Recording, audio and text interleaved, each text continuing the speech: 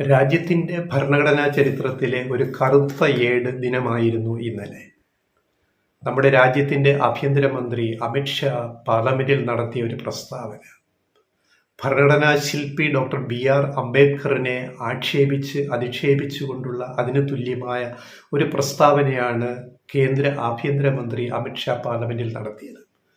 അതിനെതിരെ പാർലമെന്റിനകത്തും പുറത്തും സോഷ്യൽ മീഡിയയിലുമൊക്കെ വൻ പ്രതിഷേധം അലയടിച്ചപ്പോഴാണ് ഭരണകക്ഷിയായ BJP വെട്ടില്ലായി എന്നവർ സ്വയം തിരിച്ചറിയുന്നത്. അതിനു മുമ്പ് തന്നെ അമിത്ഷായുടെ പ്രസ്താവനയെ അന്ധമായി ന്യായീകരിക്കാൻ പ്രധാനമന്ത്രി നരേന്ദ്രമോദിയും മുന്നോട്ട് വന്നു എന്നുള്ളതാണ് ഏറ്റവും ഖേദകരമായ കാര്യം. പിന്നീട് BJP നേതാക്കളും ഗവൺമെന്റ് വക്താക്കളും പിന്നാക്കം പോയി. കാണിച്ചതിൽ ഒരബദ്ധമുണ്ട്. അമിത്ഷായുടെ പ്രസ്താവന അത് യുക്തിക്ക് നിരക്കുന്നതല്ല, അല്ലെങ്കിൽ അത് വേണ്ടായിരുന്നു, ഒഴിവാക്കേണ്ടതായിരുന്നു എന്ന ചിന്താഗതി കേന്ദ്ര ഭരണ തലപ്പത്തും ഭരിക്കുന്ന പാർട്ടിയായ BJPയിലും ഉരുണ്ടു കൂടി വന്നിരിക്കുന്നു എന്നുള്ളതാണ് ഇതിൻ്റെ ഏറ്റവും പ്രധാനപ്പെട്ട സംഭവം. എന്താണ് സംഭവിച്ചത്? അതായത് അമിത്ഷാ പറഞ്ഞത് എന്താണ്? അതിൻ്റെ ക്രക്സ് എന്ന് പറയുന്നത്, ഇപ്പോൾ ഒരു ഭാഷനാണ് എല്ലാവർക്കും, ഇപ്പോൾ ഒരു പാഷനാവാം, എന്തും ആവാം, എന്തായാലും ഫാഷൻ എന്നിരിക്കട്ടെ. ഒരു ഭാഷനാണ്. ഇപ്പം എന്ത്? അംബേദ്കർ എന്ന് പറയുന്നത് ഇപ്പോൾ ഒരു ഭാഷനായി മാറിയിരിക്കുന്നു.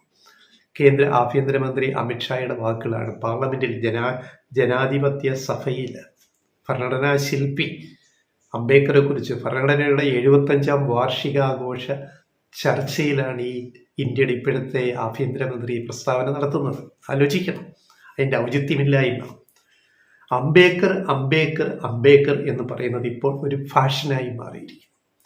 ഇങ്ങനെ പറയുന്നതിന് പകരം ദൈവത്തിൻ്റെ പേര് ഇത്രയും തവണ പറഞ്ഞിരുന്നെങ്കിൽ അവർക്ക് സ്വർഗത്തിൽ ഇടം ലഭിക്കുമായിരുന്നു. എങ്ങനെയുണ്ട്?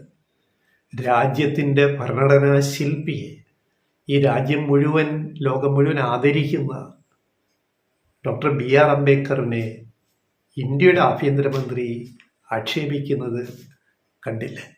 ഇങ്ങനെയാണോ വേണ്ടത്? എന്നിട്ട് അതിനെ വീണ്ടും ന്യായീകരിക്കാൻ ശ്രമിക്കുക. അംബേദ്കർ എന്ന് എന്തിനാണ് വിളിക്കുന്നത്?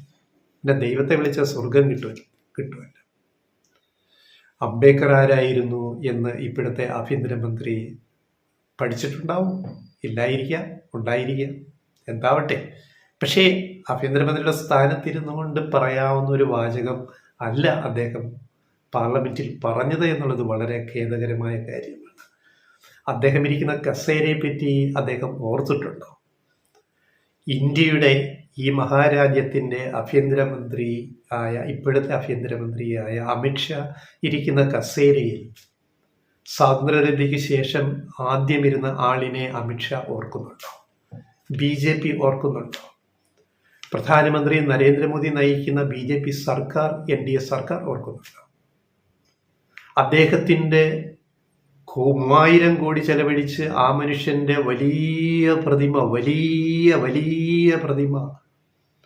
ഗുജറാത്തിൽ സ്ഥാപിച്ച പ്രധാനമന്ത്രിയാണ് ഇപ്പോഴുള്ളത് നരേന്ദ്രമോദി. അതിന് കൂടെ നിന്ന് വലങ്കയ്യായി നിന്നിട്ട് രാമന് ലക്ഷ്മണൻ പോലെ നിന്നയാളാണ് അമിത്ഷാ. ആ ആഭ്യന്തരമന്ത്രിയുടെ പേര് പറയാമല്ലോ. ഇന്ത്യയുടെ ആദ്യത്തെ ആഭ്യന്തരമന്ത്രിയായിരുന്ന സർദാർ വല്ലഭഭായ് പട്ടേൽ. ഏത് നാട്ടുകാരനായിരുന്നു? ഗുജറാത്തുകാരനായിരുന്നു. പ്രധാനമന്ത്രി നരേന്ദ്രമോദി എഴുത്തുകാരനാണ് ഗുജറാത്ത്. ആഭ്യന്തരമന്ത്രി അമിത്ഷാ എഴുത്തുകാരനാണ് ഗുജറാത്ത്. ഇന്ത്യയുടെ ആദ്യ ആഭ്യന്തരമന്ത്രിയും ഡെപ്യൂട്ടി പ്രധാനമന്ത്രിയുമായിരുന്നു നെഹ്റുവിൻ്റെ കീഴിലായിരുന്ന പട്ടേൽ, സർദാർ പട്ടേൽ ഗുജറാത്തിൻ്റെ പുത്രനായിരുന്നു. ആ മനുഷ്യനിരുന്ന കസേരയിൽ, ആഭ്യന്തര വകുപ്പ് മന്ത്രിയുടെ കസേരയിൽ ഇപ്പോൾ ഇരിക്കുന്ന അമിത്ഷായിൽ നിന്നും ഈ വാക്കുകൾ വന്നത് ഇന്ത്യൻ ജനാധിപത്യത്തിൻ്റെ ഇപ്പോഴത്തെ അവസ്ഥ എവിടെ എത്തി എന്നുള്ളതിൻ്റെ ഏറ്റവും വലിയ തെളിവാണ്. ഇതൊരു മനുവാദ സിദ്ധാന്തത്തിൻ്റെ ഏറ്റവും ഒടുവിലത്തെ ഉദാഹരണമായിട്ട് നമുക്ക് കാണേണ്ടി വരും. ഏറ്റവും മിനിമം ചെയ്യേണ്ടത് കേന്ദ്ര സർക്കാരും ആദ്യം തന്നെ ആഭ്യന്തരമന്ത്രി അമിത്ഷായും കേന്ദ്ര സർക്കാരും മാപ്പ് പറയണം, ഖേദം പ്രകടിപ്പിക്കണം. അംബേദ്കറെ അപമാനിച്ച ഈ പ്രസ്താവന പിൻവലിക്കണം.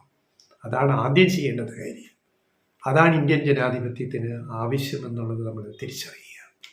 എത്ര ഖേദകരമാണ് എന്ന് ആലോചിക്കുക. അതിനെതിരെ രാജ്യത്തെല്ലാം പ്രതിഷേധമുയരുന്നുണ്ട്. പ്രതിഷേധം ഉയരണം. അത് മാധ്യമങ്ങളിലും സോഷ്യൽ മീഡിയയിലും നേരിട്ടും ജനങ്ങൾ ഇതിനെതിരെ പ്രതിഷേധിക്കേണ്ടതാണ്. ഇതിൽ ഖേദം പ്രകടിപ്പിച്ച തിരുത്താൻ കേന്ദ്ര സർക്കാരും ആഭ്യന്തരമന്ത്രി അമിത്ഷായും തയ്യാറാവണം. അത് ഏത് ജനാധിപത്യ വിശ്വാസിയുടെയും ന്യായമായ ഒരു അഭ്യർത്ഥനയാണ്, ആവശ്യമാണ്.